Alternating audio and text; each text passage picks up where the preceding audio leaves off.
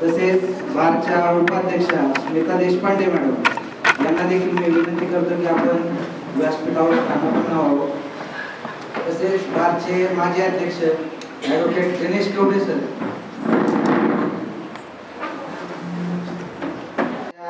कायदा कट्टा lecture series मध्ये मी आपल्या सर्वांचं स्वागत करतो. आजचा हा आपला कार्यक्रम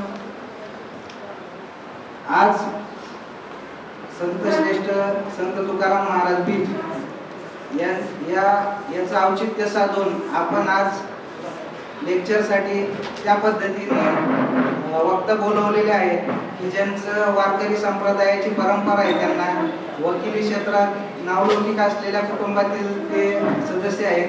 डॉक्टर अरविंद आव्हाड सर यांना आज आपण या ठिकाणी बोलवलेलं आहे. खऱ्या अर्थाने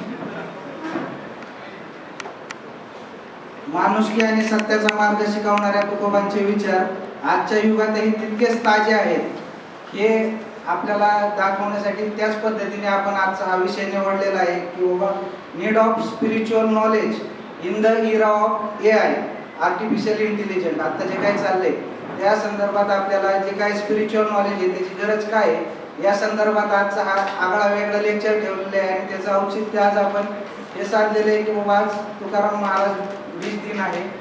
तर आजच्या आपल्या कार्यक्रमाचे प्रमुख पाहुणे यांचा सन्मान करण्यासाठी मी बारच्या अध्यक्षा कल्पना निकम मॅडम यांना विनंती करतो. बारच्या उपाध्यक्षांना विनंती करतो की आपण व्यासपीठावर येऊ.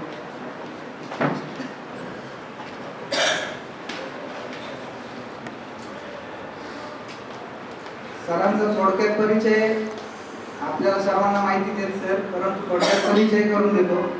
सरांचं झाली. सरांनी LLM UK मधून केलेले, त्यानंतर कायद्यातील PhD घेतलेली. सर्वोच्च न्यायालयात वकिली करण्यासाठी जी काही परीक्षा घेण्यात येते त्याच्यात सर उत्तीर्ण होऊन ॲडव्होकेट ऑन रेकॉर्ड आहेत. गेली 20 वर्ष झालं सर सुप्रीम कोर्टमध्ये प्रॅक्टिस करतायत. जे काही JMFC डिस्ट्रिक्ट कोर्ट या एक्झाम असतात त्यामध्ये सरांनी वेगवेगळ्या शिबिरांमध्ये मार्गदर्शन दिलेलं आहे. कायद्यातील बऱ्याच पुस्तकांमध्ये किंवा लिगल हिस्ट्री असेल आपली त्यामध्ये सरांनी लिखाण केलेलं आहे. तसेच त्याला सरांनी मदत केलेली आहे. वर्तमानपत्र असतील, नियतकालिका असतील, दिवाळी अंक असतील यामध्ये सरांचे लेख असतात. वकील, सॉलिसिटर आणि सरकारी अधिकारी यांच्यासाठी मार्गदर्शनपर शिबिर घेतलेलं असतात. त्या ठिकाणी सर मार्गदर्शन करतात. असे बहुआयामी व्यक्तिमत्व आज या ठिकाणी आपल्याला लाभलेलं आहे. तरी मी सरांना विनंती करतो तत्पूर्वी कार्यक्रमाचे प्रास्ताविक करण्यासाठी बारच्या अध्यक्षा कल्पना निकम मॅडम यांना विनंती.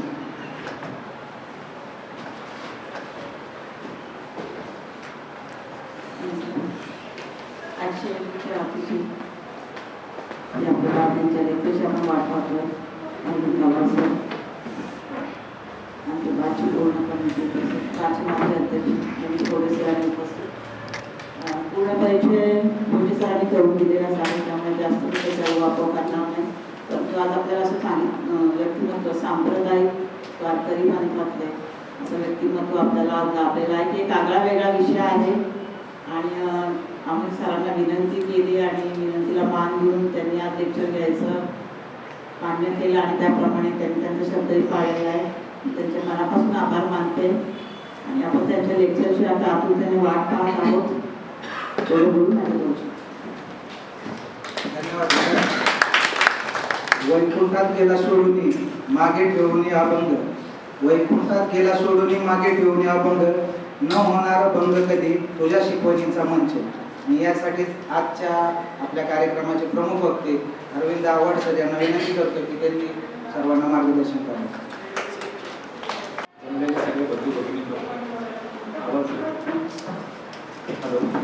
फॅमिली कोर्टाची खासियत अशी आहे आलेल्या वक्त्याचा आवाज सुद्धा दाबला जाऊ शकतो.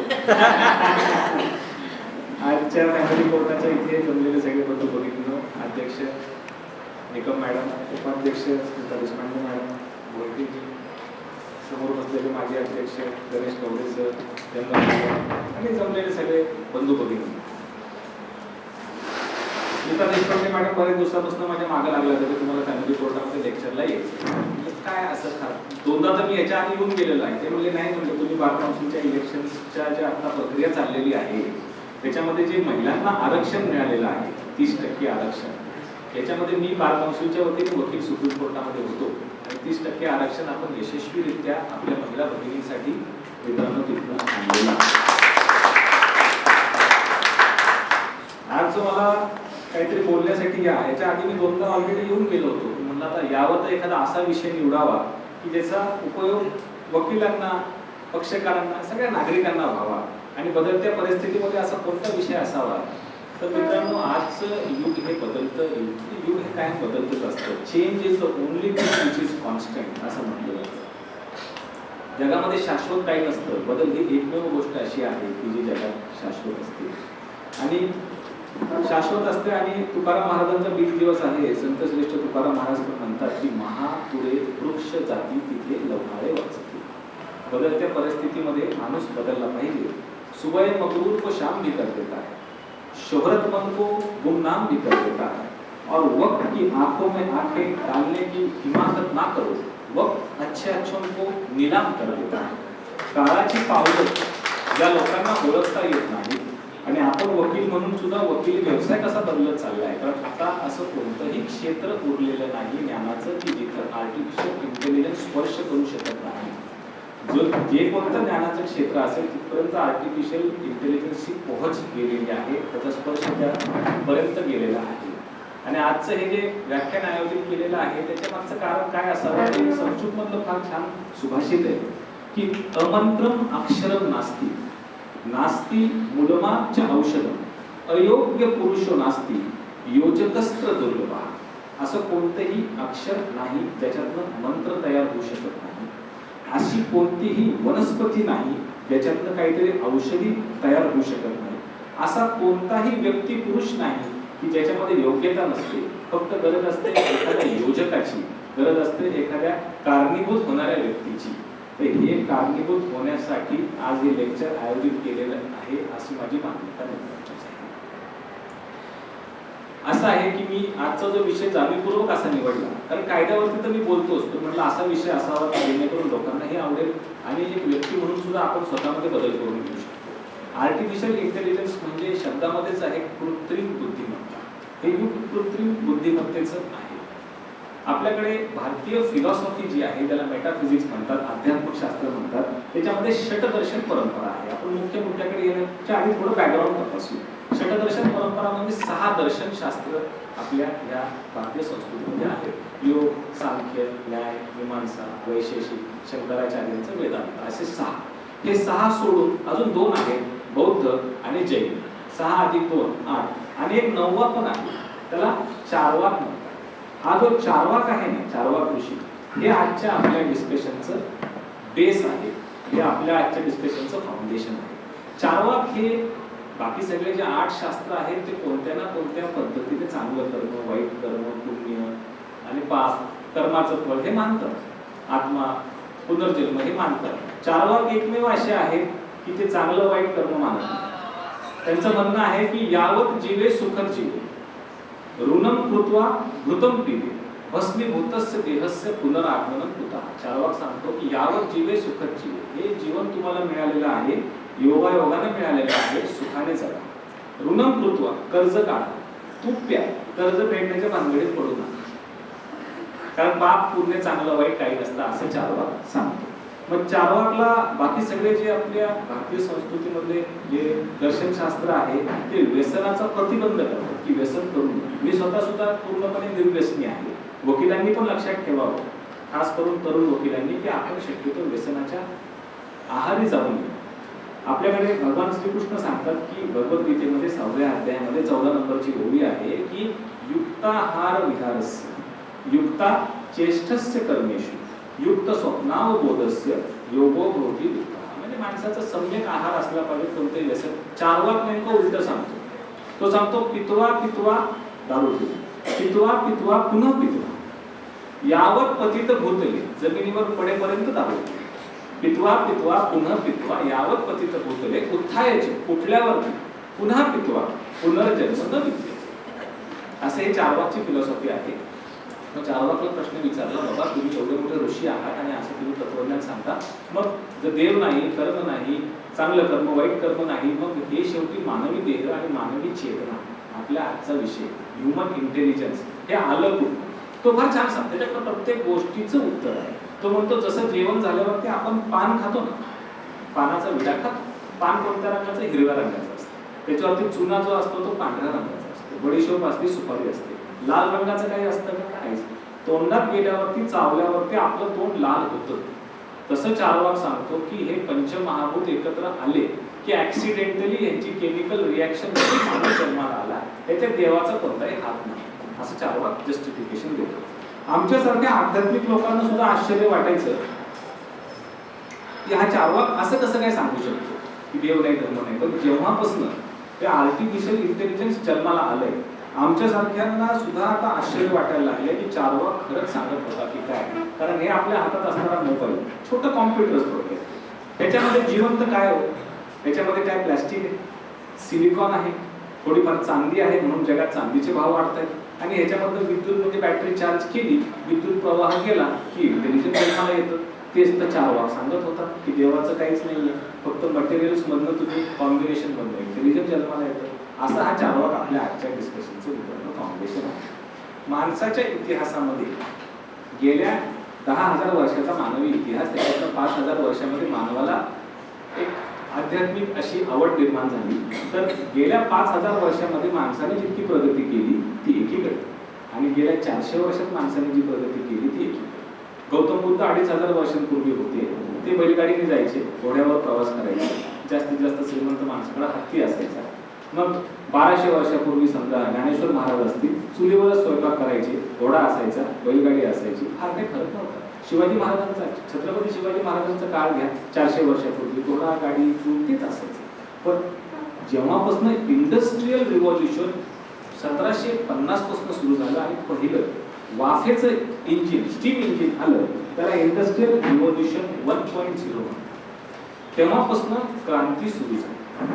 1750 ला स्टीम इंजिन आलं, मोबिलिटी वाढली. बरोबर 100 वर्षांनी 1850 ला इलेक्ट्रिसिटी आली, अजून माणसाची प्रगती झाली. त्याच्यानंतर बरोबर 1930 साली इलेक्ट्रॉनिक्स आलं, अजून माणसाची प्रगती झाली. आणि बरोबर 1960 साली कॉम्प्युटर आलं, म्हणजे चंद्रावरती जेव्हा माणूस गेला होता तोपर्यंत कॉम्प्युटर आलेलं. ही इंडस्ट्री 4. आणि आजचं जे युग आहे ते इंडस्ट्री 5.0, म्हणजे कॉम्प्युटर फक्त तुमची वाट पाहत नाही, कॉम्प्युटर स्वतः निर्णय घेऊ शकतो. आणि आर्टिफिशियल इंटेलिजन्स जन्माला आलेलं आहे, हे म्हणजे इंडस्ट्री 5.0. आर्टिफिशियल इंटेलिजन्स आतापर्यंत कॉम्प्युटरचा वापर काय असायचा? जसं मी आता हिंदू लॉमध्ये PhD केलं, कॉम्प्युटरवरती गुगलला प्रश्न विचारला किंवा महिलांचे वडिलोपार्जित मिळकतीमध्ये हक्क काय, मग काय सांगतो कॉम्प्युटर आपला? गुगल काय सांगतं की बाबा ह्याच्यामध्ये जो काही 2005ची अमेंडमेंट झालेली आहे त्याच्यामध्ये प्रकाश वर्सेस कुलवतीची केस आणखी आहे, दानम्माची केस आणखी आहे, मग विनीता शर्मा, राकेश शर्मा. कॉम्प्युटर तुम्हाला फक्त शोध करून देत होतं. पण आर्टिफिशियल इंटेलिजन्स म्हणजे माझ्यासमोर बसलेली अशी एक हिंदू महिला की जिचा जन्म अमुक अमुक साली झालेला आहे, तिचे वडील हयात नाही, वडिलोपार्जित तिची मिळकत आहे, पार्टिशन झालेलं नाही, आणि आता मी वकील म्हणून तिला सल्ला काय देऊ? हे जे तुम्ही कॉम्प्युटरला विचारता आणि कॉम्प्युटर सगळं प्रोसेसिंग करतं, सगळ्या एलिमेंट्सचा धांडोळा आढावा घेताना तुम्हाला ऐकत खाद्य उत्तर तयार करून घेतं, हे म्हणजे आर्टिफिशियल इंटेलिजन्स. आणि आर्टिफिशियल इंटेलिजन्सच्या युगामध्ये मित्रांनो जसे फायदे तसे तोटे पण आहेत. सुप्रीम कोर्टात मी तिथे गेल्या 19 वर्षापासून काम करतो. आमचे जुने क्लर्क आम्हाला असं सांगतात मॅडम की साहेब हे इंटरनेट आल्यापासून आमचं फार नुकसान व्हायला लागलं. म्हणजे का? तर ते म्हणले 2000 साली म्हणजे 25 वर्षात 1998-95च्या आसपास इंटरनेट नसायचं, ऑनलाईन काही नसायचं. मग एखादा पक्षकार महाराष्ट्रातला ज्याला अँटिसिपेटरी बिल किंवा एखादा भाडेकरू टेनंट असेल आणि त्याचं एविक्शन आहे, त्याच्या समजा सुप्रीम कोर्टाने स्टेटस कोरली, ही ऑर्डर झाली दिल्ली, पोचवायची महाराष्ट्र. त्या काळात आमचे क्लर्क ही ऑर्डर त्याच दिवशी सही करून महाराष्ट्रामध्ये कुरिअर करण्याचे किंवा पोस्ट करण्याचे किंमत 5 ते 10 हजार रुपये घेत होते, जेव्हा सोन्याचा भाव 5,000 रुपये तोळा होता. आता आमच्या क्लर्कला 5 रुपये पण कोणी देत नाही, कारण सुप्रीम कोर्ट आणि हायकोर्टाने ऑर्डर केलेली आहे की the order which is uploaded on the internet, the website of supreme court is equivalent to certified. म्हणजे असं नुकसान. आमच्याकडे जसे सकाळी आपल्याकडे पेपरवाले किंवा दूधवाले दूध टाकतात त्यांचा व्यवसाय चालतो. सुप्रीम कोर्टामध्ये जे डेली कॉज लिस्ट असते ती कॉज लिस्ट प्रत्येक वकिलाच्या दारात पोस्ट करून संध्याकाळी 6 वाजता की तुमचे उद्या कोणते मॅटर लागले असं काम करणाऱ्या बहुसंख्य लोक त्याच्यावरती अवलंबून होते. कित्येक लोकांचं घर त्याच्यावर चालत असेल. किमान 700-800 लोकांच्याकडे ती जबाबदारी होती. जसं इंटरनेट आलं, ऑनलाईन झालं, आता त्या कॉज लिस्ट आपल्याला मोबाईलवर दिसते, त्या लोकांचं काम दिसतं. तर असे वेगवेगळे आमच्याकडे एओआरची परीक्षा असते, ॲडव्होकेट ऑफ रेकॉर्ड. ती परीक्षा वकील झाल्यानंतर 5 वर्षांनी द्यायची असते. त्या परीक्षेमध्ये माझा रोल नंबर आहे, जो कोड नंबर तो 2111, म्हणजे मी पास झालो 2014. सुप्रीम कोर्टाचा जन्म झाला 1950. 1950 पासून 2014 पर्यंत मी 2111वा आहे. इतके कमी संख्येने लोक पास होतात. म्हणजे मी हुशार आहे असं नाही. त्याचं कारण असं आहे की ती परीक्षा वकील झाल्यानंतर, सुप्रीम कोर्टात वकिली सुरू केल्यानंतर 5 वर्षांनी द्यायची असते. 3 तासाचे 4 पेपर 4 दिवस तिथं बसून द्यायचे असतात. ही जी लिखाणाची प्रॅक्टिस आहे ती एकदा पैसे मिळायला लागले आणि 5 वर्षाचा काळ निघून गेला, वकिलाला त्याचा कंटाळा येतो आणि म्हणून कित्येक लोक एक बसत नाही, बसले तरी ती परीक्षा क्रॅक किंवा पास करू शकत नाही. म्हणजे सराव. म्हणजे मला तुम्हाला सांगायचं काय मित्रांनो की जुन्या काळात लँडलाईन फोन असायचे. नवीन मुलांना लँडलाईन फोन माहीत पण नाही. आमच्या मुलाला मी चुकून लँडलाईन फोन म्हटलं, हे कोणसा फोन आहे का? मुलाला जुन्या काळात असे लँडलाईन फोन असायचे. आपल्याला किमान जुने लोक सांगतील किमान एक 5-50 लोकांचे मोबाईल नंबर किंवा लँडलाईन नंबर तोंडपाठ असायचे. आता आपल्याला आपल्या मोबाईलमध्ये 3 ते 4 व्यक्तींशिवाय दुसऱ्याचे मोबाईल नंबर लक्षात नाही. म्हणजे याचा अर्थ काय होतो की तंत्रज्ञानावरती तुम्ही जितके अवलंबून राहता तितकं तुम्ही तुमची बुद्धी कमी करता. आणि असं आहे ज्याला व्हिटॅमिनची डेफिशियन्सी असते, व्हिटॅमिन बी, सी, डी, डॉक्टर त्याला व्हिटॅमिनचे औषधं देतात. औषध दिल्यावर डॉक्टर सांगतात हे कायम घ्यायचे नाही, व्हिटॅमिन भरून निघेपर्यंत घ्यायचे. सारखा घेत राहिला तर तुझ्या शरीराला औषधाची सवय लागते आणि त्या अन्नात नाही शोषून घेऊ शकत नाही. तसं मित्रांनो आर्टिफिशियल इंटेलिजन्सच्या वरती जर तुम्ही अवलंबून राहायला लागले, एखादा पक्षकार आला आणि तुम्ही स्वतः जजमेंट शोधण्याच्या ऐवजी कॉम्प्युटरला उत्तर चॅट जीपीटीला विचारायला लागले की आता माझ्याकडे डिवोर्सची केस आहे, हे फॅक्ट्स आहेत, मी काय सल्ला देऊ? याचा अर्थ तुम्ही तुमची बुद्धिमत्ता त्या कॉम्प्युटरकडे गहाण टाकलेली आहे. आणि चार्ल्स डार्विन नावाचा उत्क्रांतवाद सिद्धांत असं सांगतो की ज्या गोष्टीची माणसाला कमीत कमी गरज असते कालांतराने ती गरज किंवा ती गोष्ट नाहीशी होते. माणूस आधी माकड होता म्हणून आपल्याला मणक्याच्या खाली माकड हाड आहे, तिथं शेपूट होती, गरज उरली का? नाही, शेपूट नाहीशी झाली. कालांतराने आर्टिफिशियल इंटेलिजन्स वरती आपण जर अवलंबून राहायला लागलो तर होऊ शकतं आपली बुद्धिमत्ता सुद्धा त्या शेपटीप्रमाणे नाहीशी होऊन जाईल. म्हणून मित्रांनो आपण आपल्या ह्या मूलभूत गोष्टी मगाशी आता फॅमिली कोर्ट आमच्या ऑफिसपासून किती लांब आहे? 4 किलोमीटर. मी रोज सकाळी 5 किलोमीटर जॉगिंग करतो. पण याचा अर्थ काय आहे की मी येताना गाडीने आलो.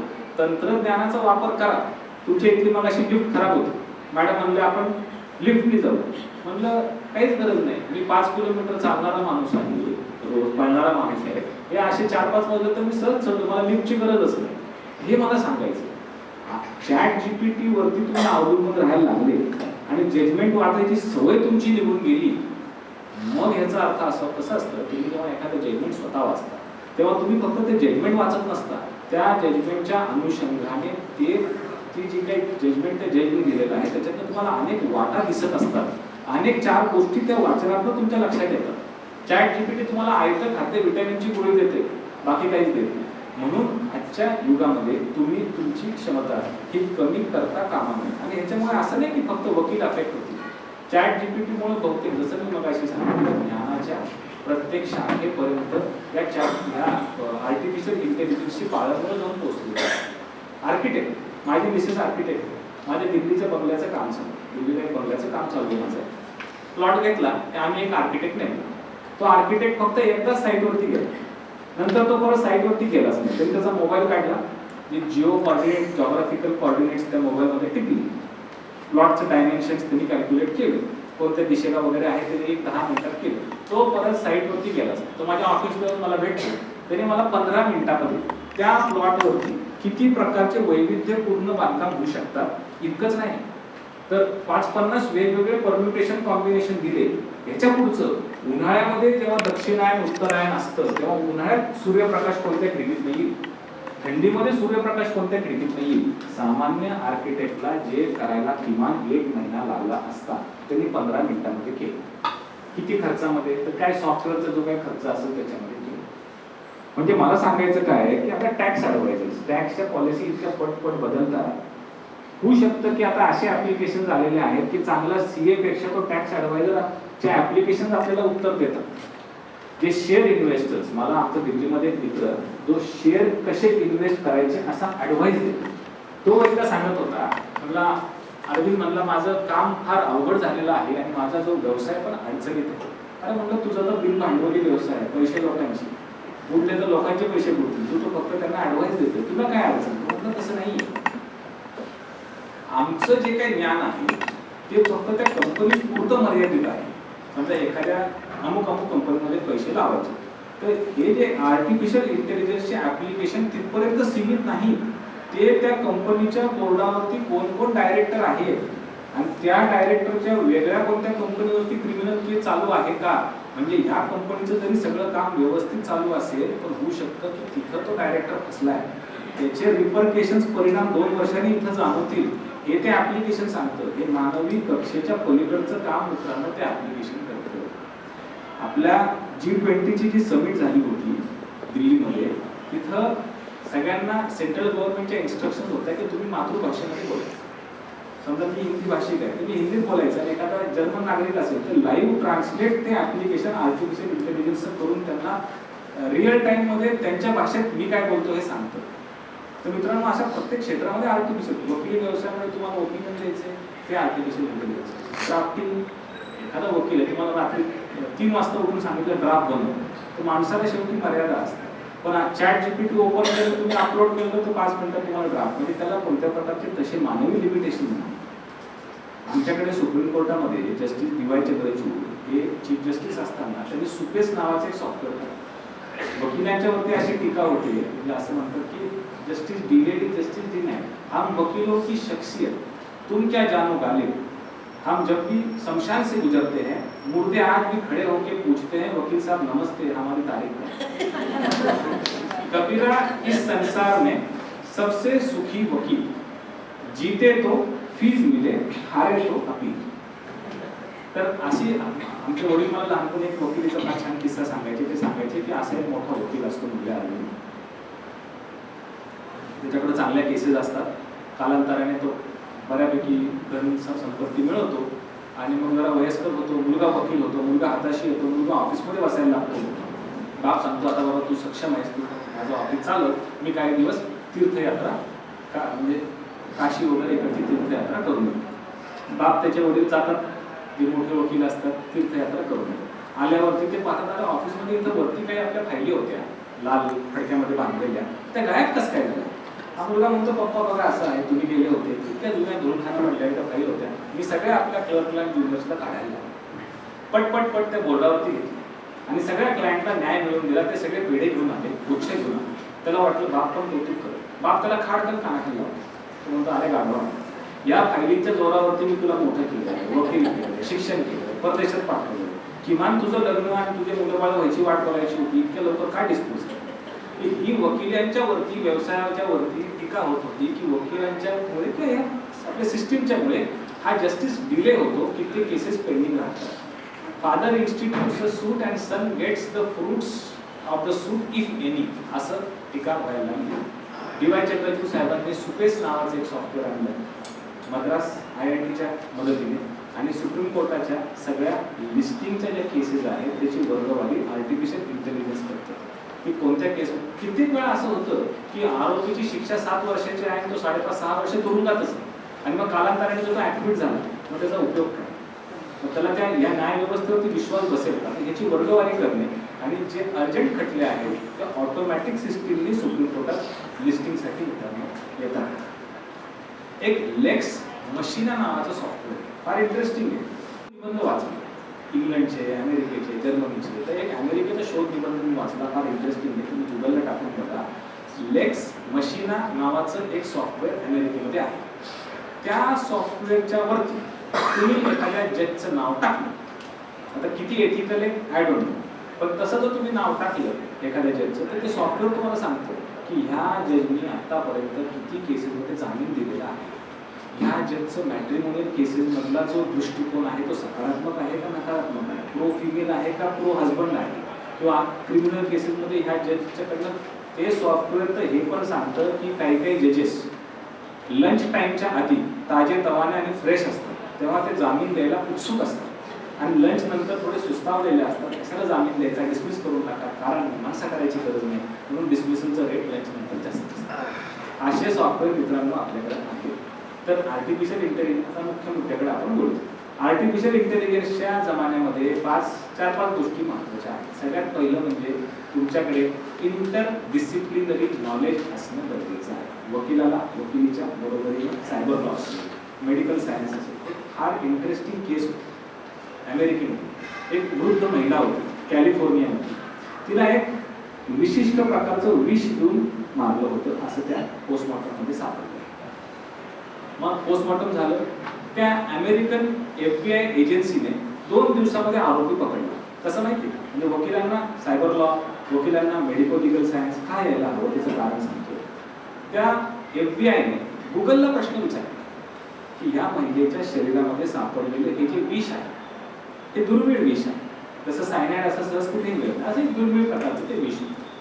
ह्या विषाबद्दल गेल्या महिन्याभरात गुगलवरती कोणी विचारणा केली की वेअर डू आय फाइंड असं सायनाइड अशी विचारणा. मग लगेच त्या गुगलने त्यांना उत्तर दिलं की ह्या गेल्या वर्षभरामध्ये महिन्याभरामध्ये अमेरिकेमधल्या एक 50-100 लोकांनी अशी विचारणा केली. मग ह्या प्रांतातले किती होते, ह्या प्रांतातले 10 लोक होते, त्यांचे IP ॲड्रेस. मग ते 10 लोक कोण होते, मग त्या 10 लोकांचे IP ॲड्रेसेस घेतल्यावरती असं समजलं की त्याच्यातला एक तिचा स्वतःचा भाचा होता. म्हणजे मी तुमच्याशी जितकं पटकन बोलतोय इतक्या पटकन पोलिसांनी त्या आरोपीला पकडलं होतं. तर मित्रांनो, आर्टिफिशियल इंटेलिजन्सच्या जमान्यामध्ये काय हवं तर आपल्याकडे इंटर डिसिप्लिनरी नॉलेज हवं, आपल्याकडे कंटिन्युअस लर्निंग. जुन्या काळामध्ये असं आहे की जुन्या काळामधली पिढी 30 वर्षाची पिढी असायची. आमच्या वडिलांनी जी वकिली केली त्यांच्या आधीच्या पिढीने फार फरक नव्हता. पण आजच्या युगामध्ये तुम्ही जी वकिली करताय आणि उद्या तुमचा मुलगा जेव्हा वकील होईल त्याच्यामध्ये जमीन आसमानाचा फरक असणार आहे. कारण आज आमच्या वडिलांना जर विचारलं की तुम्हाला किती पटपट कॉम्प्युटर, त्याच्यापेक्षा माझा जो 10 वर्षाचा मुलगा आहे त्याला ऍप्लिकेशनचा वापर कसा करायचा हे जास्त माहिती आहे. म्हणजे नवीन युगामध्ये काय गरजेचं आहे तर तुम्हाला कंटिन्युअसली अडॅप्ट होणं गरजेचं आहे. Interdisciplinary knowledge, continuous learning किंवा कंटिन्युअस अडॅप्टेबिलिटी. दुसरं आणि महत्त्वाचं आहे तुमच्यामध्ये ते म्हणजे how to pose a question. ChatGPT मध्ये किंवा आर्टिफिशियल इंटेलिजन्सच्या या युगामध्ये नवीन एक ज्ञानाची शाखा, जसं BA, BCom, LLB ही ज्ञानाच्या शाखा आहेत. तर योग्य उत्तर मिळवण्यासाठी योग्य प्रश्न विचारण्याची तरी अक्कल हवी म्हणून नवीन कोर्सेस सुरू झालेले आहेत की नकल करने के लिए भी अक्कल चाहिए. तर किमान तुम्हाला योग्य प्रश्न विचारता आला पाहिजे तरच तुम्हाला अक्कल त्याच्यातून काढता येऊ शकते. आणि सगळ्यात महत्त्वाचं जिथनं आपल्या पुढच्या डिस्कशनची सुरुवात म्हणजे ChatGPTच्या आर्टिफिशियल इंटेलिजन्सच्या जगामध्ये माणसाकडनं काय अपेक्षित आहे ते म्हणजे इमोशनल क्वोशंट. ChatGPT तुम्हाला सगळं देऊ शकतं किंवा आर्टिफिशियल इंटेलिजन्स सगळं देऊ शकतं, मानवी मनाच्या भावना हे कधीही देऊ शकत नाही. आपणच भोगावे कर्माची फळे तेथे न कोणी सखा सवंगडी. तुम्हाला भूक लागली आहे, तुम्ही म्हणले अरे हा यंत्र मानव तू खा माझ्यावरचं, असं नाही होणार. तुम्हाला दुःख झालं, मला रडण्याच्या ऐवजी तू रड, किंवा मला व्यायाम करायचा कंटाळा आहे तू व्यायाम कर, असं नाही होणार. मानवी मनाला अजून 1000 काय 10,000 वर्ष जरी लोटले आणि आर्टिफिशियल इंटेलिजन्सने किती जरी प्रगती केली तरी मानवी मनाच्या ज्या वैविध्यपूर्ण शाखा आहेत तिथपर्यंत आर्टिफिशियल इंटेलिजन्स शब्दामध्येच आहे ना, आर्टिफिशियल इंटेलिजन्स. खरा गुलाब आणि आर्टिफिशियल गुलाब त्याच्यात फरक हा कायम असणारच. तसं खरं इंटेलिजन्स आणि आर्टिफिशियल इंटेलिजन्समध्ये शब्दातच आर्टिफिशियल म्हणजे कृत्रिम आहे. तुम्ही बघा, तुम्हाला जुन्या काळात तुम्ही जेव्हा शाळेत असाल कोणते शिक्षक तुम्हाला आठवतात? फार हुशार, PhD झालेले, अत्यंत विद्वान. ते शिक्षक आपल्याला आठवत नाही. आपल्याला कोण आठवतं? ज्या शिक्षकांनी आपण खचलेलो असतो, आपण आयुष्यामध्ये उदास झालेलो असतो, तेव्हा जे मायेचा आपल्यावरनं हात फिरवतात, आपल्यामध्ये ऊर्जा, चेतना, कॉन्फिडन्स बिल्ड करतात, ते शिक्षक आपल्याला ज्ञानेश्वर महाराज फार छान सांगतात. आणि आर्टिफिशियल इंटेलिजन्स मध्ये त्याला पर्याय नाही. ज्ञानेश्वरीमध्ये ओळी अशी आहे 3ऱ्या अध्यायामध्ये की येर जिया पराविया, त्याचा अर्थ पण सांगतो.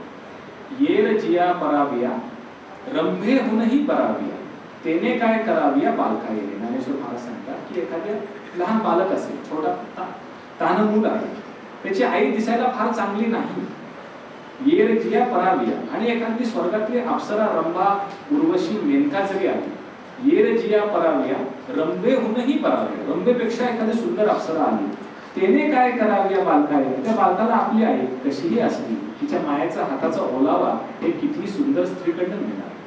तर आपल्याकडनं आर्टिफिशियल इंटेलिजन्स मध्ये मित्रांनो, जुन्या काळातली आमची आजी चुलीवर स्वयंपाक करायची, मुलांना चुलीवर करून खाऊ घालायची. नवीन काळातली आई गॅसवरती करते. तंत्रज्ञान पुढे जाईल, एखादी आई मायक्रोवेव्ह वरती स्वयंपाक करेल. चुलीवर करू, गॅसवरती करू किंवा मायक्रोवेव्ह वरती करू, जोपर्यंत ती आई आपल्या हाताने आपल्या मुलाला भरवती आहे तोपर्यंत आर्टिफिशियल इंटेलिजन्स माणसावरती हुकूमत गाजवू शकत नाही. हे इमोशनल इंटेलिजन्स आपल्याकडनं अपेक्षित आहे. इथं जर आपण कमी पडलो तर मग आपण आर्टिफिशियल इंटेलिजन्सचे गुलाम होऊन जाऊ. मित्रांनो, सिंपथी आणि एम्पथी असं आहे, एखादा लहान मुलगा आहे, त्याला ठेच लागली आणि तो समजा रडत रडत घरामध्ये आला आणि एखादं त्या आईने यंत्रमानव घरामध्ये ठेवलं आणि ते यंत्रमानव, अच्छा तुम्ही इतके चांगले होते, तुम्ही असं करायला नको होतं, खाली बघून चालत जा, चप्पल का घातली, बूट का नाही घातले, तुम्हाला ठेच लागली, बघा किती रक्त येते, असं करणं ठीक नाही. हे कृत्रिम बोलणं झालं.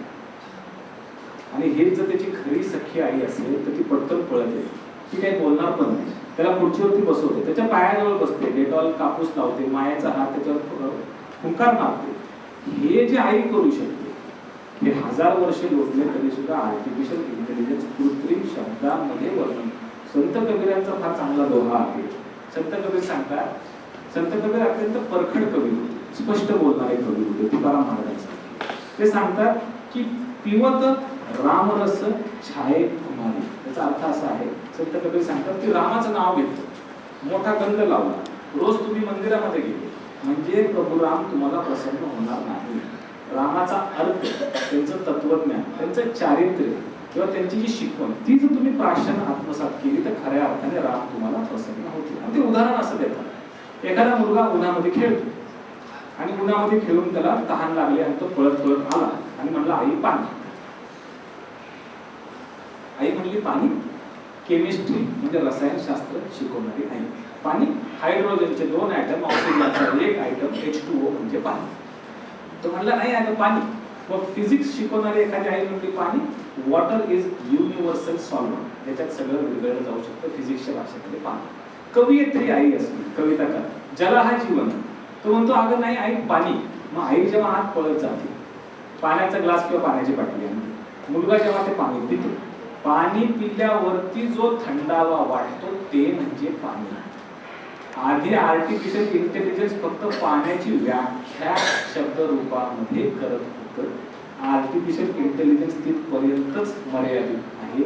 पाणी पिल्यावरती आपल्या मुलाला काय वाटतं आणि आईच्या मनावर जो प्रसन्नता येते ते आर्टिफिशियल इंटेलिजन्सच्या कक्षेमधलं काम नाही.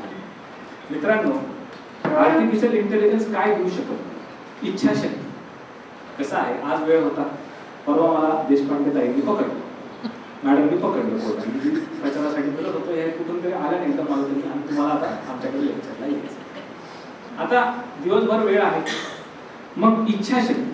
मग बाबा उगाच आपण झोप काढायची का वेळ सत्कारणी लावण्यासाठी लेक्चरला जायचं, ही इच्छाशक्ती आर्टिफिशियल इंटेलिजन्स तुम्हाला देऊ शकत नाही. स्वामी विवेकानंद सांगतात की एखाद्या रुळावरनं रेल्वे गाडी चालते, किती बलाढ्य मोठी रेल्वे गाडी, वजनदार असते, भारदस्त असते, आणि त्याच्या बाजूला एखादी छोटी मुंगी चालते. तर विवेकानंद म्हणतात की बाजूनी चालणारी मुंगी माझ्या नजरेमध्ये जास्त शक्तिशाली आहे, तिला स्वतःची इच्छाशक्ती आहे. आपल्याकडे गुगलवरती आपण लोकेशन टाकतो, डेस्टिनेशन, मग आता गुगल आपल्याला आर्टिफिशियल इंटेलिजन्सच्या सहाय्याने सांगतं की बाबा कोथरूडवरनं फॅमिली कोर्टात जायचंय, कोणता रस्ता घ्या, हा रस्ता ब्लॉक आहे, मग ते 3-4 पर्याय सांगतात. हे गुगल म्हणजे आर्टिफिशियल इंटेलिजन्स. पण पत्ता टाकताना लायब्ररीचा पत्ता टाकायचा का एखाद्या दारूच्या दुकानाचा पत्ता टाकायचा, हे तुम्हाला आर्टिफिशियल इंटेलिजन्स नसतं. ही इच्छाशक्ती ही ओरिजिनली तुमच्याकडे असायला हवी, ती तुम्हाला कृत्रिमरित्या इतरेतर कुठूनही उसनवार करून घेता येत नाही. मित्रांनो, असं आहे, नील आर्मस्ट्रॉंग, मी खरं फार कमी लोकांना माहिती असेल, मला वकील व्हायचं नव्हतं, मी सायन्सचा विद्यार्थी आहे, मला शास्त्रज्ञ व्हायचं होतं. आवड सरांनी सांगितलं म्हणून मी वकील होतो. माझ्याकडे आजही दिल्लीच्या ऑफिसमध्ये सायन्सची काय काय डेव्हलपमेंट झालेली आहे अशा पुस्तकं येतात. म्हणजे सायन्सचा, परवा माझं एक इंजिनिअरिंगच्या मुलांसमोर लेक्चर झालं, 1200 मुलं बसली होती. तर मला ह्या सायन्सबद्दलच्या विषयांची फार आवड आहे आणि वाचन चालू असतं. नील आर्मस्ट्रॉंग म्हणजे का, तुम्ही जसं मी मगाशी सांगितलं की लिफ्ट बंद आहे, तुम्हाला चालता येईल, लिफ्टचा वापर करा, बंद आहे तर किंवा चालता आलं पाहिजे. आर्टिफिशियल इंटेलिजन्सचा वापर करा, पण तुमची क्षमता कमी करून घेऊ नका. नील आर्मस्ट्रॉंग चंद्रावरती गेलेला पहिला माणूस, बरोबर. 1969 1969ला अपोलो 11 मिशन अमेरिकेने चंद्रावरती सोडलं. नील आर्मस्ट्रॉंग हा चंद्रावरती उतरला. ते जेव्हा लुनर मॉड्यूल चंद्राच्या कक्षेमध्ये खाली उतरत होतं, हे सगळं ऑटो पायलट किंवा ऑटोमॅटिक पद्धतीने होतं, त्याच्यामध्ये माणसाचा इंटरफरन्स काहीच नव्हता. पण ते जेव्हा यान चंद्रावरती उतरत होतं तर खाली त्यांना सपाट जमीन दिसत नव्हती, खडकाळ जमीन चंद्रावरती होती. ते यान गडबड करायला लागले, आता हे यान जमिनीवरती उतरत, कारण त्याला फीड केलं होतं की अशा ठिकाणीच तू उतर की जिथे सपाट जमीन असेल, खाली सपाट जमीन दिसत नाही, आणि इंधन फक्त 20 का 25 सेकंदाचं उरलं. हे दोघे पायलट जे आतमध्ये होते ॲस्ट्रॉनॉट, ते घाबरले. नील आर्मस्ट्रॉंग हा स्वतः ट्रेन्ड ॲस्ट्रॉनॉट, त्यांनी ते ऑटो पायलट बंद करून टाकले. त्यांनी स्वतः त्या यानाचा ताबा घेतला आणि स्वतः शेवटी 15 सेकंदाचं इंधन असताना सुद्धा ते यान जमिनीवरती उतरले. आर्टिफिशियल इंटेलिजन्सचा वापर करा, त्याचे गुलाम होऊन, त्याला कामगार म्हणून त्याच्याकडनं चांगलं काम करून घ्या. एखाद्या वेळी समजा त्या गडबड करायला, एक तुम्हाला उदाहरण सांगतो कसं हे फसवं असतं. आमच्याकडे आमचे जे दिल्लीतले माझ्याकडे 7-8 टीममेट आहेत, जे आपल्याकडचा FIR वगैरे असतो तो मराठीमध्ये असतो. दिल्लीमधले सुप्रीम कोर्टाचे न्यायाधीश न्यायमूर्ती हे भारतभरातून आलेले आहेत, त्यांना मराठीत नाही आहे, हातावर मोजण्यात ते 1-2 लोक. तिथं पद्धत अशी आहे की तुमचे व्हर्नॅक्युलर डॉक्युमेंट्स ट्रान्सलेट करून इंग्लिशमध्ये लावायचे. तर शक्यतो आम्ही ह्या आर्टिफिशियल इंटेलिजन्सचा वापर मी फार माझ्या ऑफिसमध्ये करून घेतो. पण आमच्या ज्युनियरने सांगितले की सर ते गुगलवरती गुगल लेन्स आहे आणि ते झटकन मराठीतून इंग्लिश पटकन ट्रान्सलेट, एक FIR ट्रान्सलेट केलं. फॅमिली मॅटर म्हणतात FIR. एका महिलेने नवऱ्याविरुद्ध सासरच्यांच्या विरुद्ध FIR लॉन्च केलं. तर तिचं नाव सौ अमुक अमुक XYZ असं होतं. त्यांनी तो FIR ट्रान्सलेट केला. मी म्हणलं आता केला तर मी एकदा नजर तर मारू. आणि जिथं सौ होतं, आपण सौ किंवा स्त्री लिहितो, सौ म्हणजे सौभाग्य, इंग्लिशमध्ये सौ म्हणजे SOW सौ. तर त्या गुगलने काय केलं माहिती का, सौचा इंग्लिश मधला जो अर्थ आहे तो आहे fully grown female pig. FIR मध्ये आलं की fully grown female pig XYZ is alleging against her husband. अरे म्हटलं हे असं वाक्य त्याच्यामध्ये आलं कसं काय? आता हे जर कोर्टासमोर केलं असतं तर जज म्हणले असते, आवड साहेब तुम्ही स्वतःहून स्वतःचे शब्द टाकून तुमच्याच पक्षाला आला बदनाम करताय.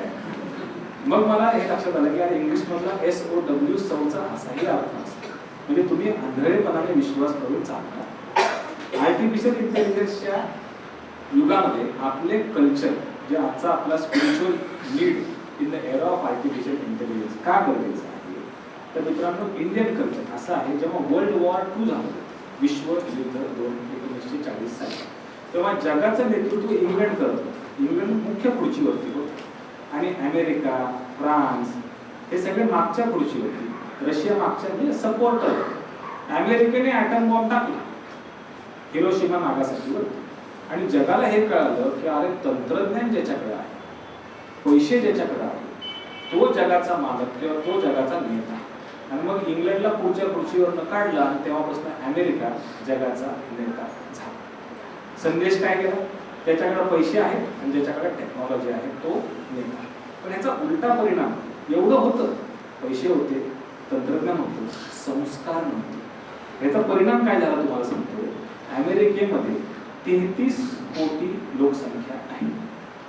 33 जितकी आपल्या UP बिहारला लोकसंख्या आहे तितकी अख्ख्या अमेरिकेची लोकसंख्या आहे. या 33 कोटी लोकांच्याकडे आश्चर्य वाटेल जसं आजकाल प्रत्येक लोक 2-2 मोबाईल ठेवतात. अमेरिकेमध्ये जनसंख्या 33 कोटी आहे आणि वेपन्स पिस्तूल रायफलची संख्या 40 कोटी आहे. म्हणून तुम्ही कालच्या आजच्या पेपरला मी वाचत होतो एक माथे फिरून कुठेतरी शाळेत घुसला आणि बेछूटपणे गोळीबार. हे फ्रस्ट्रेशन काय येतं कारण तुमच्याकडे सगळं आहे अध्यात्माची आणि विचाराची बैठक. आणि म्हणूनच आपल्याकडे जितकी ह्या अमेरिकेची लोकसंख्या आहे तितके UP बिहारमध्ये तर आपल्या ह्या कुंभमेळ्यामध्ये लोक आंघोळ करून गेले. अमेरिकेचे लोक आश्चर्यचकित झाले की अरे हे जे साधू बाबा जे फक्त लंगोटी घालतात आमच्याकडे खिशामध्ये इतके पैसे त्यांच्याकडे तर काहीच नाही तरी पण हे समाधानी कसं काय. तर वो सुख खोजे भौतिकता मदिरा में मांस की बोटी में और ये भस्म रमाए अपने तन पर खुश कैसे लंगोटी.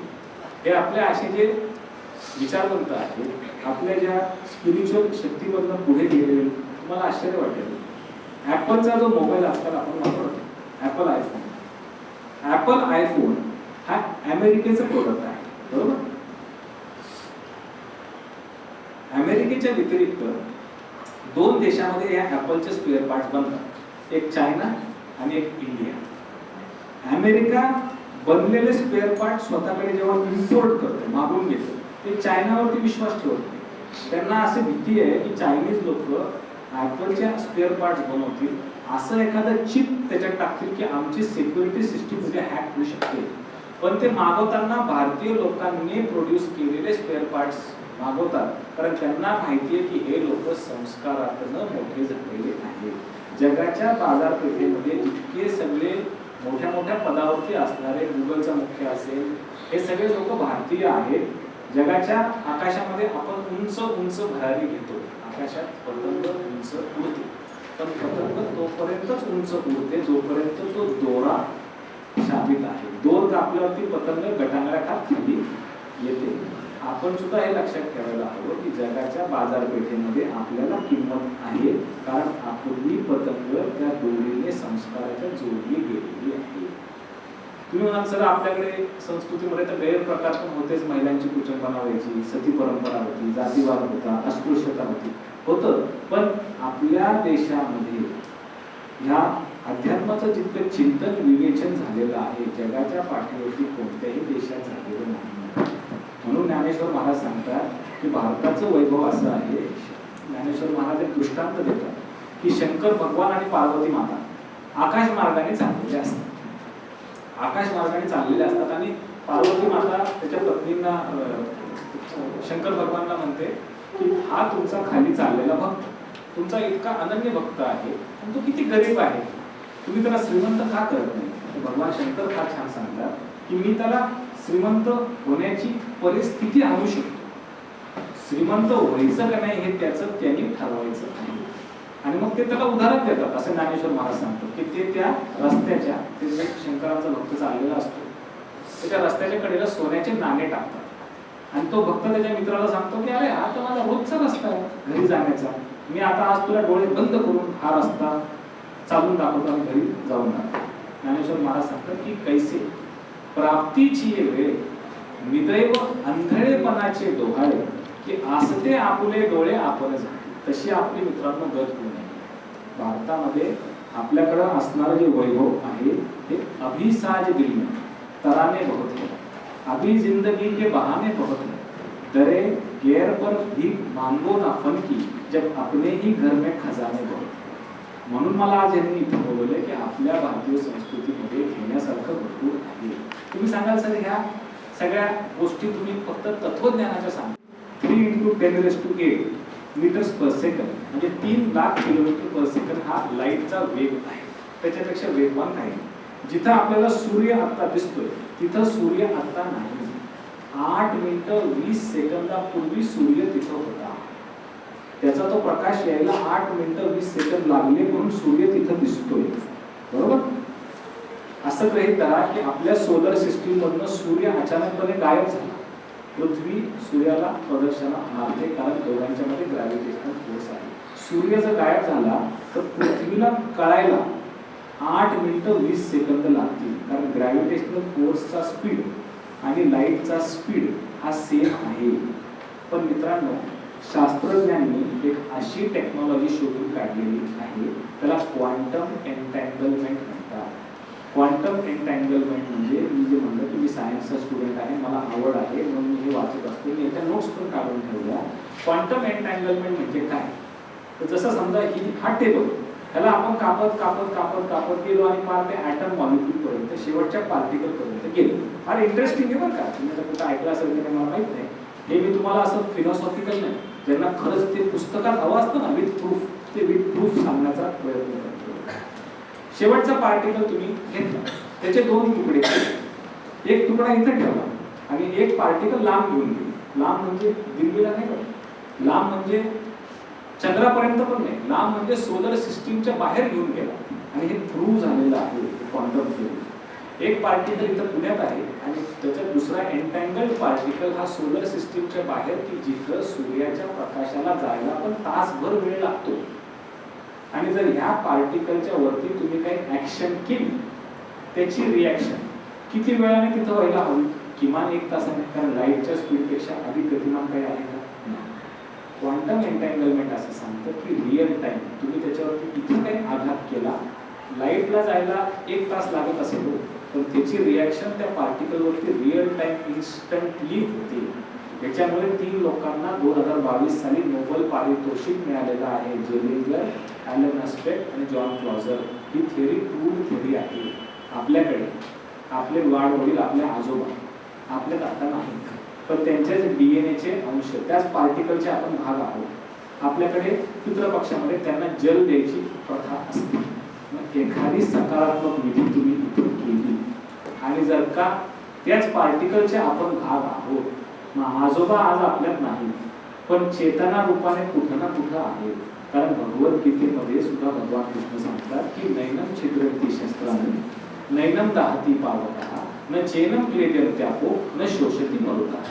आत्मा असं परमतत्व आहे ज्याला कापता येत नाही, पाणी भिजवत नाही, आग जाळत नाही आणि वारा सुकू शकत नाही. भगवान कृष्ण गीतेमध्ये आत्मा असतो. अहो सायन्स कुठल्या कुठे गेले, माणसाचा MRI होतो, कुणी आत्मा पाहिलाय का, असा प्रश्न आपण विचारतो, बरोबर. मग हेच एखादा अल्बर्ट आइन्स्टाईन सांगतो E = mc². Energy can either be created nor be destroyed. Sum total of energy in the universe is always constant. It only changes forms. जे भगवान कृष्ण सांगत होते गीतेमध्ये, हा आइन्स्टाईन सांगतो. तेव्हा आपण त्याला व्यासपीठावरती बोलवतो आणि 2022 साली त्याला नोबेल पारितोषिक देतो की तू E = mc² इतकं मोठं असेल. ते आपल्याकडे सुद्धा होतं. तर मित्रांनो, म्हणजे आपल्या संस्कृतीमध्ये अशा बारीक सारीक गोष्टींचा विचार हा केलेला आहे. तुम्हाला पुढचं सांगतो, या क्वांटम थिअरीचा परिणाम असा आहे, क्वांटम थिअरीचा, ह्याच्यातनं क्वांटम कम्प्युटर तयार झालेलं आहे. क्वांटम कम्प्युटर म्हणजे जुनं कम्प्युटर नाही. जुन्या कॉम्प्युटरला ज्या गोष्टीचं उत्तर द्यायला किमान एक 50-60 वर्ष लागू शकतात, क्वांटम कम्प्युटर त्याचं उत्तर 5 मिनिटांमध्ये देतो. मला उदाहरण देऊन सांगतो कसं. आपल्याकडे मध्ये कोरोना आला होता, बरोबर. कोणी कंटाळले नाही. कोरोना व्हायरस आला, त्याचं व्हॅक्सिन काढण्यासाठी सगळ्या जगामध्ये धावपळ सुरू झाली. निघलं का व्हॅक्सिन लगेच? का नाही निघलं? एखाद्या आजारावरचं व्हॅक्सिन काढताना त्या व्हायरसचा जिनोम याचा अभ्यास करावा.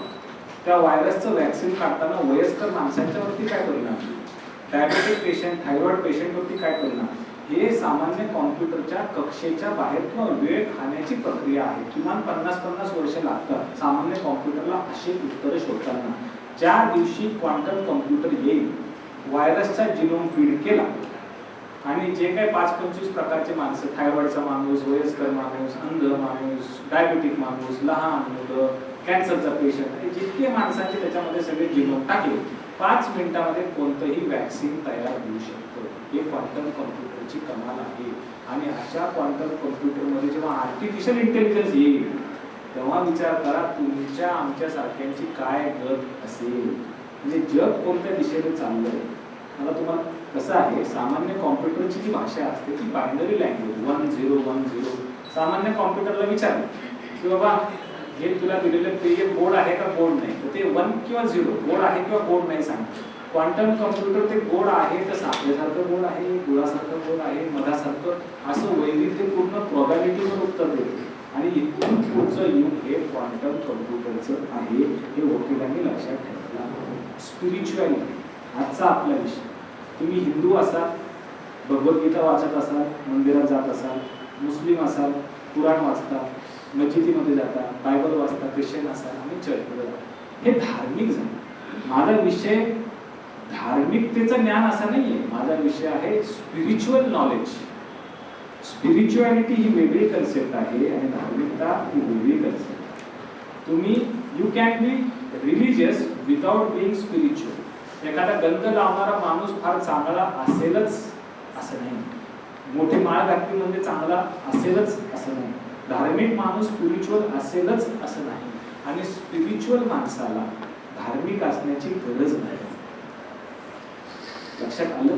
जसं एखादा हिंदू मुलगा आईला आई म्हणतो, दक्षिण भारतातला माता म्हणतो, माताजी म्हणतो, मुस्लिम मुलगा अम्मी म्हणतो, ख्रिश्चन मुलगा मदर म्हणतो, तो आईला काही म्हणू किंवा मुका मुलाला आई म्हणता येत नसेल. आईला मुलाच्या प्रती जे मातृत्व आहे ते म्हणजे आध्यात्मिकता. मुलगा जे वर्णन करत होता ती धार्मिकता, ती गंध लावावा, पूजा करावी, ते करा, अगर करू नका. पण तुम्ही जर का आध्यात्मिक म्हणजे स्वतःचा शोध घेणारे असाल तर ते ह्या आर्टिफिशियल इंटेलिजन्सच्या युगामध्ये तुमच्याकडनं मित्रांनो अपेक्षित आहे. युरी गगरीन नावाचा माणूस, युरी गगरीन, अमेरिका आणि रशियामध्ये कोल्ड वॉर सुरू झाला 1945 साली आणि स्पेसवरती मक्तेदारी कुणाची? मग रशियाने सगळ्यात पहिलं 1961 साली यान स्पेसशिप सोडलं आणि तो पहिला माणूस होता युरी गगरीन. हा अंतराळामध्ये एक पृथ्वीच्या ग्रॅव्हिटीच्या क्षेत्राच्या वरती स्पेसमध्ये जाणारा युरी गगरीन 1961 चा पहिला. तो वरती गेला आणि वरती जाऊन भाषण काय केलं माहिती का? वरनं खाली संदेश काय दिला माहिती का? I can say with assurance, I have reached all the heights and I find no God, no heaven over here. काय म्हणतोय वर जाऊन की मी आता खात्रीने सांगू शकतो इतक्या वरती मी आपण नाही का म्हणतो देव वरती पाहतोय, स्वर्ग वरती आहे. तो म्हणला मी इतक्या वरती आलोय, मी सगळीकडे शोधतोय, मला देवही दिसत नाही, स्वर्गही दिसत नाही, म्हणजे देव नाही असा तुम्ही अर्थ काढा. आणि मग इतके पैसे खर्च करू युरी गगरी, इतके वर जाण्याची गरज काय नाही. आमच्याकडे एकनाथ महाराज सांगतात की काया ही पंढरी, आत्मा हा विठ्ठल, नांदो तो केवळ पांडुरंग, कुठे शोधीशी रामेश्वर, कुठे शोधीशी काशी, हृदयातील परमेश्वर राहिला, हृदयातून उपास. अहो निरक्षर संत कबीर सांगतात, मोहे कहा ढूंढे बंदे, मोतो तेरे पास में, ना मैं देवन, ना मैं मस्जिद, ना मैं कावे कैलास. ह्या आपल्या संस्कृतीमध्ये अनेक लोकांनी मित्रांनो सांगून ठेवलेलं आहे. आध्यात्मिक कंटाळले नाही, वेळ नाही झाली ना, तुम्हाला जायचं नाही ना, अजून तुम्हाला छत्रपती शिवाजी महाराजांचा छान किस्सा सांगणार. अध्यात्मामुळे आहे ना, अध्यात्मामुळे काय असतं, माणूस प्रगल्भ होतो. कसं आहे आध्यात्मिक शक्ती, कसं असतं, एखादा लहान मुलगा असतो, त्याची आई त्याला गच्चीवरती घेऊन जाते आणि गच्चीवरती घेऊन जाते आणि दाखवते की हा बघ सूर्य. एखादा लहान मुलगा असतो, आई गच्चीवरती घेऊन जाते, त्याला सांगते हा बघ सूर्य पूर्वेकडनं पश्चिमेकडे चालला. त्याला कळतं अरे सूर्य चाललाय, आपण स्थिर आहोत. हा मुलगा शाळेत जातो, शाळेमध्ये शिकवलं जातं अरे सूर्य कुठंच नाही चालला, पृथ्वी फिरेल. हा मुलगा कॉलेजला जातो, त्याला कळतं अरे पृथ्वी आणि सूर्य हे फक्त नाही, सूर्य पृथ्वी ही सगळी सोलर सिस्टीम एका मिल्की वेच्या भोवती चक्राला. PhD झाल्यावर त्याला कळतं की सूर्य पृथ्वी मिल्की वे एका भल्या मोठ्या गॅलेक्सीला चक्राला. हा प्रगल्भ झाला, PhD झाला. मग हा सकाळपासून संध्याकाळपर्यंत काम करतो PhD झालेला माणूस, परत गच्चीवरती येतो, कंटाळलेला असतो, सूर्य बघावा सकाळचा, परत तो सूर्य पूर्वेकडनं पश्चिमेकडे चाललेला असतो. परिस्थिती बदलली का? पण बदललं काय, तर ह्याच्यामध्ये प्रगल्भता आलेली असते. 7.5 वर्ष गौतम बुद्ध जन्मात घर सोडतात आणि सिद्धार्थ गौतम बुद्ध होतात आणि त्यांना निर्वाण अवस्था प्राप्त होते. म्हणजे अजून एखादं मस्तक आलं किंवा अजून 2-4 हातपाय आले, त्यांचा दृष्टिकोन बदलला. महावीर भगवान 13 वर्ष जातात, साधना करतात, चिंतन करतात. ह्याच्यामुळे काय, त्यांना जी अवस्था प्राप्त झाली, कैवल्य अवस्था, ह्याच्यामुळे त्यांच्या शरीरात फरक नाही पडत, त्यांच्या दृष्टिकोनात फरक. आध्यात्मिक ज्ञानामुळे तुम्ही आहेत तसेच असणार. समाजामध्ये ज्या गोष्टी घडणार आहेत त्या होणारच आहेत. फरक कुठे पडतो तर तुमच्या त्या गोष्टींना बघण्याच्या दृष्टिकोनामध्ये फरक पडतो. एखादा सीमेवरचा सैनिक 4 आतंकवाद्यांना मारतो, त्यांची हत्या करतो, आपण त्याला परमोच्च पारितोषिक देतो. आणि एखादा समजा दरोडेखोर घरामध्ये घुसतो आणि कोणी बघू नये किंवा बघितलं तर 4 लोकांना गोळी घालून हत्या करतो, आपण त्याला फाशीची शिक्षा देतो. दोन्ही ठिकाणी कृती माणसं मारण्याचीच आहे, पण दोन्ही ठिकाणचा हेतू त्याच्यामध्ये जमीन आसमानाचा फरक आहे. तिथं हेतू होता भारत मातेचा रक्षण आणि इथं हेतू होता स्वार्थ प्रेरित हेतू. अध्यात्माने तुमचा हेतू जो आहे ना तो उंचावत जातो, तुमची किंमत तुम्ही वाढवता. एक गाणं असं आहे मित्रांनो की एखादा असा विचार करा, 16 वर्षाचा मुलगा कॉलेजमध्ये जाणारा मुलगा, तो गाणं म्हणतोय आपल्या प्रिय व्यक्तीसाठी, मैत्रिणीसाठी की रफ्ता रफ्ता वो मेरे अस्ति का सामा हो गए, पहले जा फिर जाने जाना हो गए, दिन ब दिन बढ़ने लगी हुस्न की रानाइयां, पहले गुल फिर गुलबदन फिर गुलबदामा हो गए. असं तो प्रिय व्यक्तीचं वर्णन, असं एक चित्र डोळ्यासमोर. आता हे एक चित्र आणि दुसराच एक 16 वर्षाचा मुलगा, त्याचं नाव आहे संत श्रेष्ठ ज्ञानेश्वर महाराज. ते पंढरपूरच्या पांडुरंगाच्या मंदिरामध्ये उभे आहे आणि ते पण आपल्या प्रिय व्यक्तीचं वर्णन करतात की पांडुरंग कांती. वर्णन शरीराचंच आहे, शब्द तेच आहे, गरजेमध्ये फरक आहे. पांडुरंग कांती दिव्य तेज झळकती रत्न केळ साखती प्रभा, अगणित लावण्य तेज पुंजावं, पंढरपुरीचा निळा लावण्याचा पुतळा विठापेखी लागला, रूप पाहता लोचनी सुख झाले हो साजरे, तोहा विठ्ठल बरवा तोहा माधव. दोन्हीकडे मुलं 16 वर्षाचीच आहे.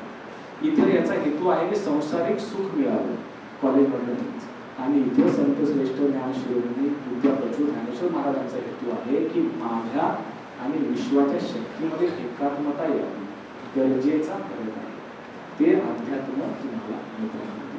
आता एक शेवटचा 5 मिनिटाचा छत्रपती शिवाजी महाराजांचा किस्सा तुम्हाला सांगतो आणि माझं लक्ष. आर्टिफिशियल इंटेलिजन्स तुम्हाला काय देऊ शकत नाही ते मी तुम्हाला सांगतो.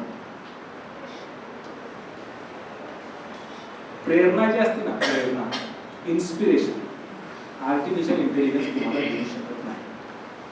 माझी मुलगी चेहऱ्यावरनं वाटत नाही, पण माझी मुलगी 10वीला आहे, तिची परीक्षा दिल्लीला चालू आहे.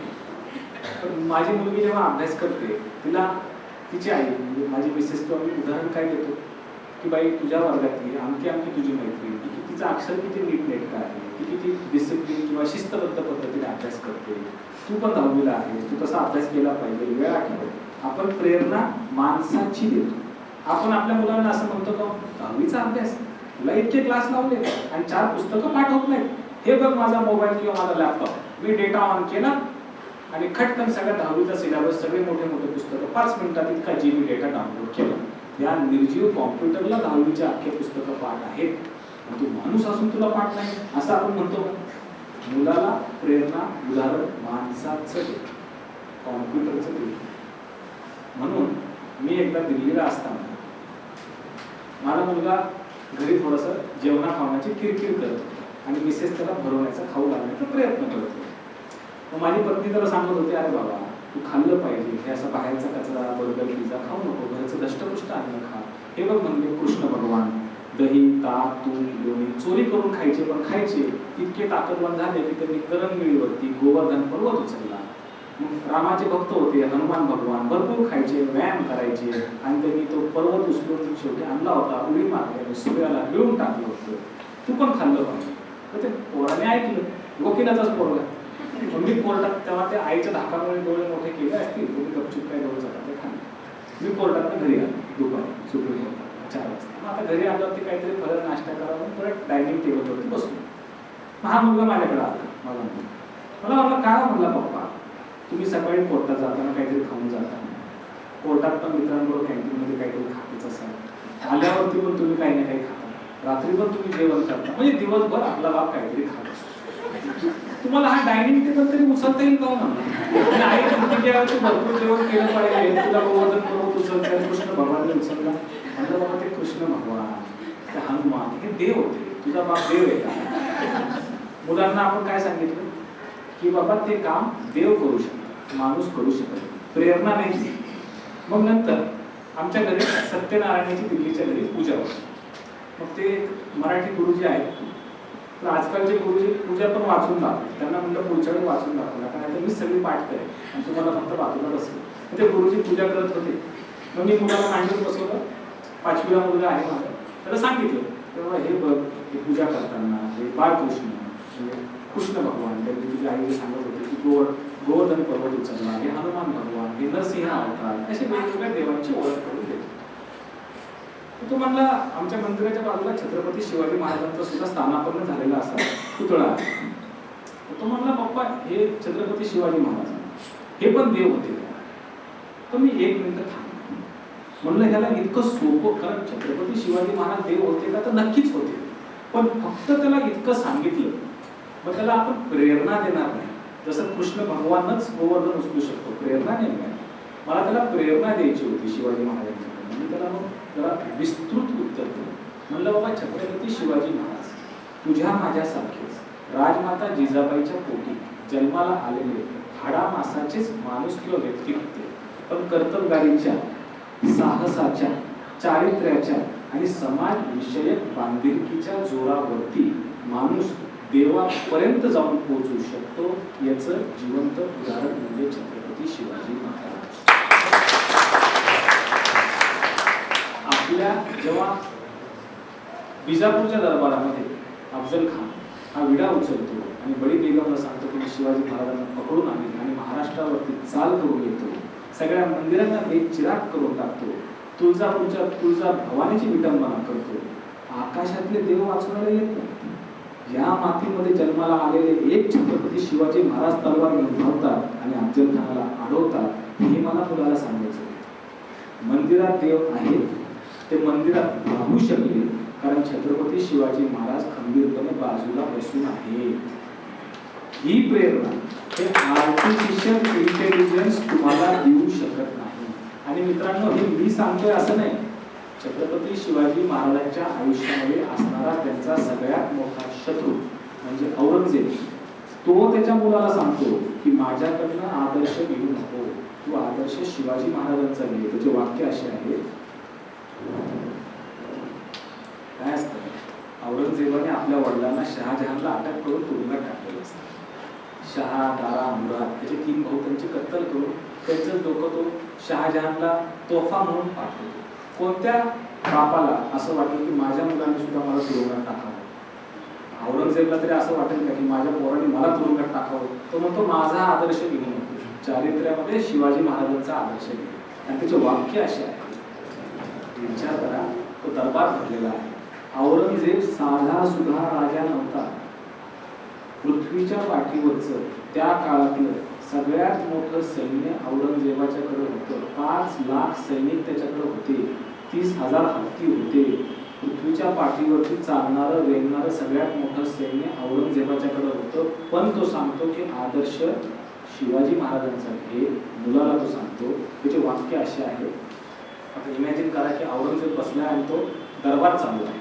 त्याचा बायोडाटा वाचण्याचं काम. बायोडाटा म्हणजे काय असतं माहिती? आता मी इथे येणार होतो तर मॅडमला मी बायोडाटा आपलाच मोठेपणा आदल्या दिवशी आपण त्यांना द्यायचा आणि कार्यक्रमामध्ये तो बदलून घ्यायचा म्हणजे बायोडाटा. औरंगजेबचा बायोडाटा वाचण्याचं काम चालू असतं. आग्र्याचा त्याचा दरबार भरलेला असतो, त्याचा मुलगा बसलेला असतो, 4 कौतुक करणारे लोक असतात आणि त्याचे आरोळी देणारे बायोडाटा वाचणारे लोक असतात. ते हजरत सलाम, दिनो दुनिया, अबू मुझफ्फर मोहिदी शहनशाह गाजी आली आलमगीर असं त्याचा ते त्याचे किताब डिग्रीज आहेत त्याचे. तो काय म्हणतो, ये सब फिजूल है शहजादी, चंगेज और तैमूर की नस्ल में कभी शिकस्त नहीं देखी. कंधार से तंजौर तक पूरे हिंदुस्तान पर मुगलिया परचम लहराने का ख्वाब देखने वाली माँ अदालत आज अपनी आंखों से क्या देख रही है? हमारी आंखों के सामने शिवाजी अपनी सल्तनत की मस्ती इश्क मोहब्बत में गिरफ्तार तुम जैसे बहादुर कभी सिवा को समझ ही नहीं पाओगे. सिवा ने मजबूत किले बनाए, अपनी फौज रस्म लगाई, नए जंगे बहरीन की ताबीद की है इसने, पर उससे भी ज्यादा न जीते जाने वाले लोग तैयार किए हैं सिवा. हमने सिवा के सरदारों को लाखों की जागीर लालच दी, पर उन जाबाज सरदारों ने हमारे जागीर के ऊपर थूक दिया, धूप दिया. सिवा के सरदार थकते नहीं, सिवा के सरदार रुकते नहीं, सिवा के सरदार झुकते नहीं, और सिवा के सरदार बिकते भी नहीं। अपने दुश्मनों के लिए शिवाजी चालाक है, पर उसका चाल चलन दूध की तरह साफ और सूरज की तरह चमकदार है। वो अपने दुश्मन के लिए मजहब, मस्जिद, मौलवी, फकीर, औरतों की इज्जत करना जानता है, तभी तो उसकी इज्जत बुलंद मीनार की तरह सर उठाए आसमां को चूम रही है। इसमें कोई शक नहीं शहजादे की हम खुशनसीब हैं। हमें दुश्मन भी मिला तो सिवा जैसा, हमें दुश्मन भी मिला तो सिवा जैसा। शहजादे अगर हुकूमत करनी है तो सिवा का चलन सीखो, सिवा का चलन सीखो। ही प्रेरणा दुश्मन सुद्धा ज्या राजाची देतो त्या राजाच्या मातीमधले आपण लोक आहोत। तर मित्रांनो, प्रेरणा माणूसच माणसाला देऊ शकतो, आर्टिफिशियल इंटेलिजन्सची प्रेरणा मुलांना आपण देऊ शकतो।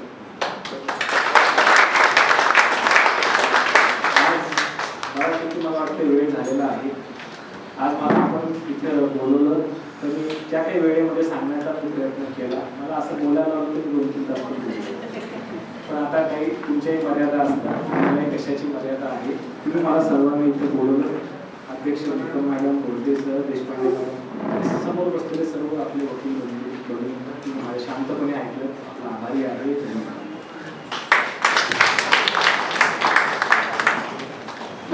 धन्यवाद सर।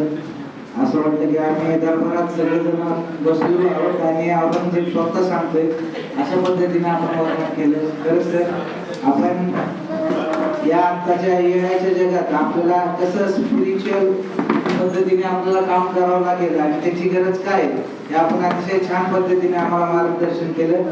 आमच्या बादच्या विनंतीला मान देऊन आपण या ठिकाणी आला आणि आम्हाला सर्वांना मार्गदर्शन केलं, त्याबद्दल मी पुन्हा एकदा आपला आभारी आहे। यानंतर कार्यक्रमाच्या शेवटाकडे वळताना आभार प्रदर्शनासाठी मी अमृता पवार मॅडम यांना विनंती करतो। Thank you sir.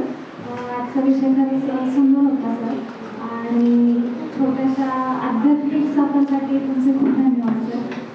The family code lawyers असोसिएशनतर्फे होणाऱ्या कायदाकर्ता सिरीजमध्ये आयोजित लेक्चरमध्ये आपल्याला लाभलेले मार्गदर्शक advocate doctor Arvind Awhad sir यांचे खूप आभार, तसेच उपस्थित सर्व सिनियर ज्युनियर यांचे आजचे लेक्चर आपण लक्षपूर्वक ऐकल्याबद्दल खूप आभार।